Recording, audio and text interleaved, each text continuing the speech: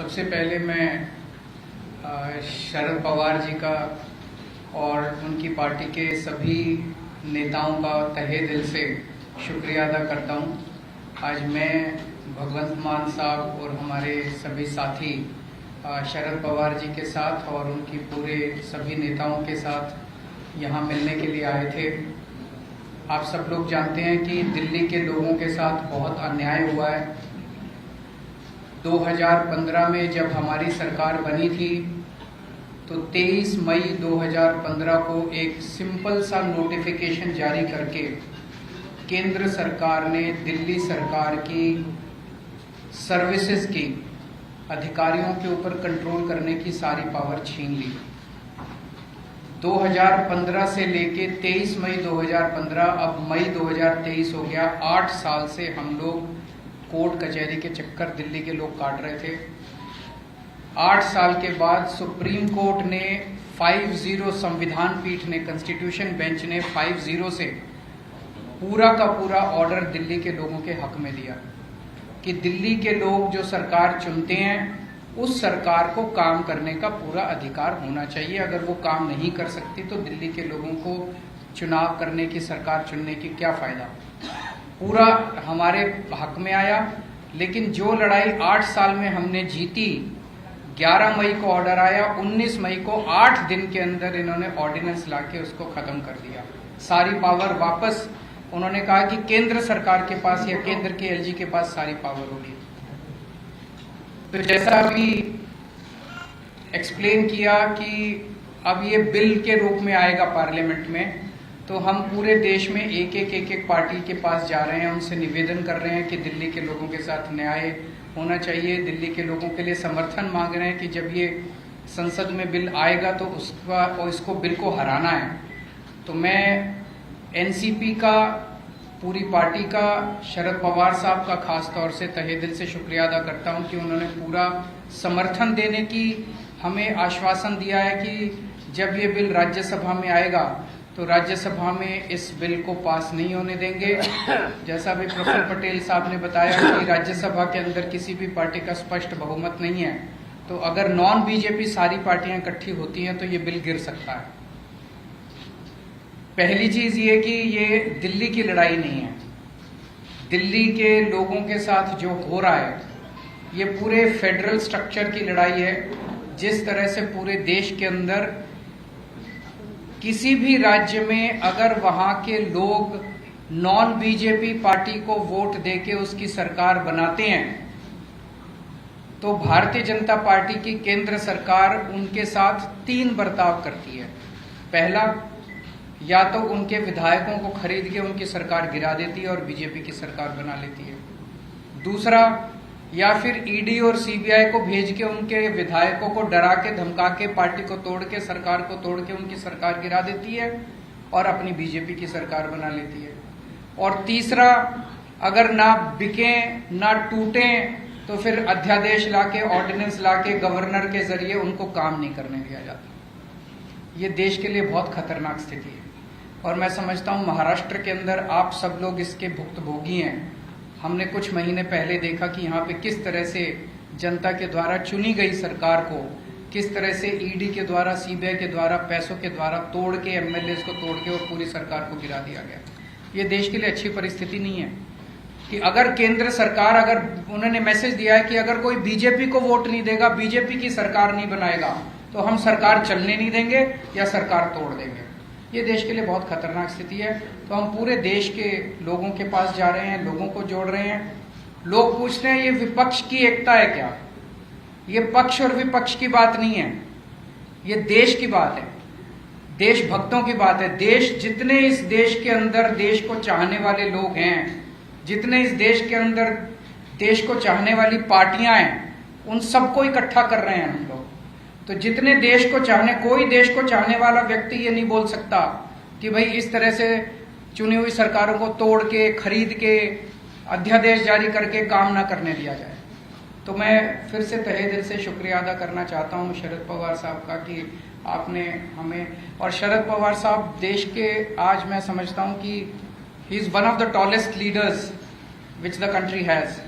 सो हम शरद पवार जी से हमने निवेदन किया कि आपका तो सहयोग मिलेगा ही, लेकिन आप सारी पार्टियों से बात करके उनको सबको भी इस बिल के खिलाफ इकट्ठा करेंगे। और मैं समझता हूं कि अगर ये राज्यसभा में बिल गिर जाता है, बीजेपी पास नहीं करवा पाती है, तो ये आप इसको 2024 का सेमीफाइनल मानिएगा। फिर मैसेज ये होगा कि 2024 में मोदी जी की सरकार नहीं आ रही है।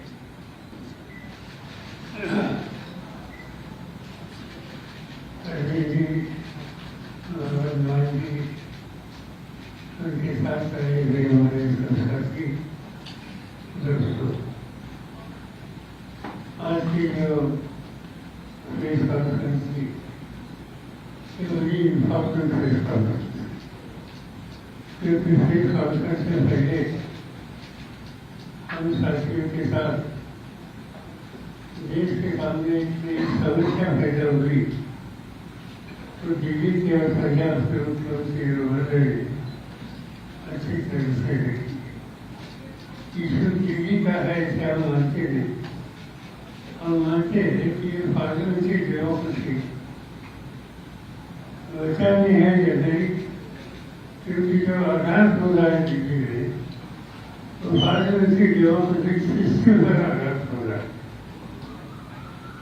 देश में प्रजातंत्र में सुनकर आई हुई सरकार वो राज करेगी, वो डिसीजन देगी या ऑफर से लोगों के थ्रू इलेक्टेड गवर्नमेंट को नजरअंदाज करने की प्रयास हो, तो उनको कामयाबी मिलेगी। ये समस्या आज सबके सामने है और हमें ये लगता है कि ये समय कौन से पार्टी का ऑफ है या उनकी नीति क्या है, इस पर बहस करने का समय नहीं। ये समय है प्रजातंत्र बचाने, पार्लियामेंट्री डेमोक्रेसी बचाने के लिए और आम जनता का वोट लेकर अपनी सरकार बनाने का जो अधिकार है, कि आम जनता के वोट देने का अधिकार, वो बचाने के लिए आज अर्जुन जी श्रीमान साहब यहाँ आए हैं इसके समर्थन मांगने के लिए। और मेरा कहना इतना है कि पार्टी की तरफ से, साथियों की तरफ से और मुझे पूरा विश्वास है कि वाराणसी की जनता भी जो अजीत जी ने सुझाव दे दिया इसका समर्थन करेगी। राष्ट्रवादी कांग्रेस पार्टी अपनी तरफ से तो पूरी तरह से मदद करेगी, मगर अभी मैं सोच रहा था कि अभी जो मुझे पार्लियामेंट असेंबली में आकर 56 साल हो गए, इससे क्लियर करती थी। और इसके 64 साल का एक फायदा होता है कि देश के कौन से भी राज्य में जाए वहाँ कोई नेता हो, पार्लियामेंट का मेंबर हो, राज्यसभा का मेंबर हो, उनसे कुछ न कुछ व्यक्तिगत रिश्ते कई सालों से पैदा हुए, कई लोगों के साथ मैंने काम किया है। और इसलिए सवाल दिल्ली का या आपका नहीं है, ये सवाल देश में इलेक्टेड गवर्नमेंट को राज चलाने का जो अधिकार लोगों ने दिया है, इस पर हमले हुए हैं तो उससे बचाने का सवाल है।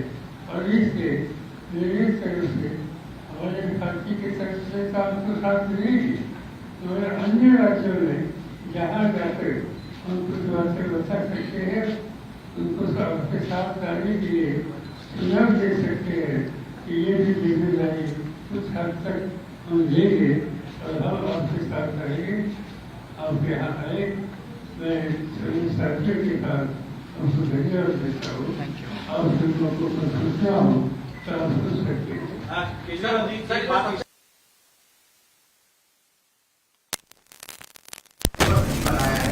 आपका आपकी कांग्रेस पार्टी पे इस मुद्दे पर बात करेगी क्योंकि स्थिति साफ नहीं है। जहाँ तक किससे क्या होना है या नहीं होना है, इसके खोजने में गया नहीं।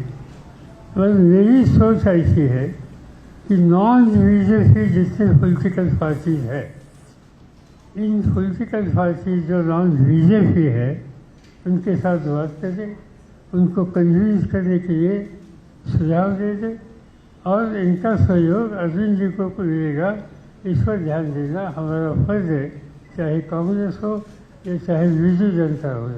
आगे एक बात यह है कि आप दिल्ली में कांग्रेस के खिलाफ लड़े हैं और कांग्रेस के प्रति आपका रुझान नहीं दिख रहा है कि जिस तरीके के आप महाराष्ट्र में आए, शिवसेना से मिले, एनसीपी से मिले, क्या कांग्रेस को आप बनाने या साथ में लेने का कोई विचार नहीं है? मैं यहाँ से जाने के बाद कल सुबह कांग्रेस अध्यक्ष खरगे जी से और कांग्रेस के जो नेता हैं राहुल गांधी जी से इस मुद्दे पे और ओवरऑल देश के फेडरल स्ट्रक्चर पे जो अटैक हो रहा है उस पे चर्चा करने के लिए कल सुबह उनसे फॉर्मली टाइम मांगूंगा। एक सवाल यह है कि आप लोग लगातार कह रहे हैं कि बीजेपी लोकतंत्र की हत्या कर रही है, लेकिन सेंट्रल स्टाफ के अपोजिशन खिलाफ जा रहा है और अब बीजेपी के बड़े नेता और अलग अलग जिलों के सारे मुख्यमंत्री कह रहे हैं कि लोकतंत्र के मंदिर में उसकी इनॉग्रेशन में न जाना, यानी अपोजिशन संविधान को नहीं मानता।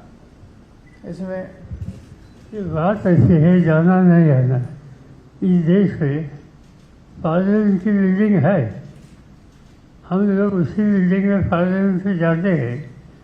दुनिया के लोग जब दिल्ली विजिट करते हैं तो जैसे राष्ट्रपति भवन देखते हैं, जैसे खुदा जी पार्लियामेंट की बिल्डिंग में देखते हैं और वहाँ किसी ने कुछ अफसोस नहीं किया। और ठीक है, आपने नया बनाया, ये बनाने की बात तो हम लोगों को किसी को मालूम ही नहीं थी, इसकी आवश्यकता क्या थी, इस पर भी बहस हो सकता है। पर ये इशू आज हम यहाँ निकलना नहीं चाहते।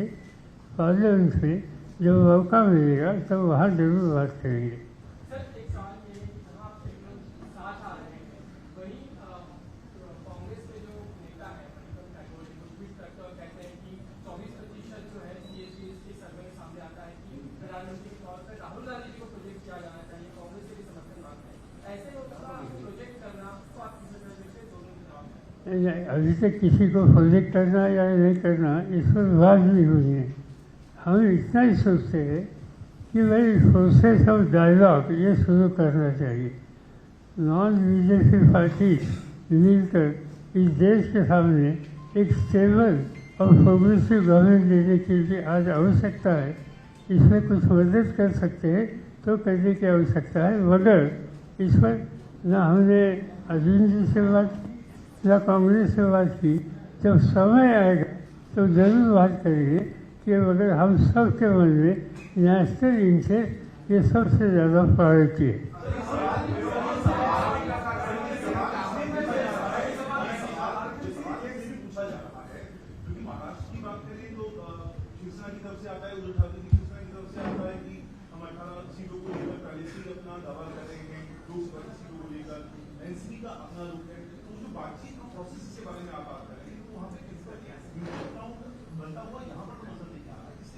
नहीं, बात सीधी है कि हमने ये बात जरूर की, यहाँ 3 पार्टी मिलकर काम करना चाहते हैं।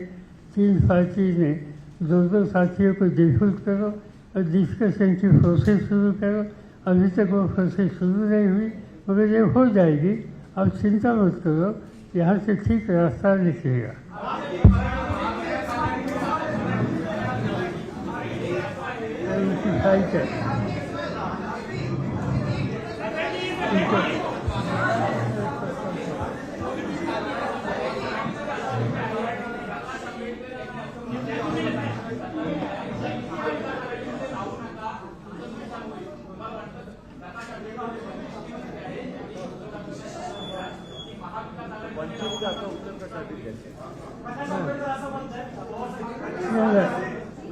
त्याचं उत्तर द्यायचं मला कारण नाही, त्यांना त्यांचं मत व्यक्त करायचा अधिकार आहे।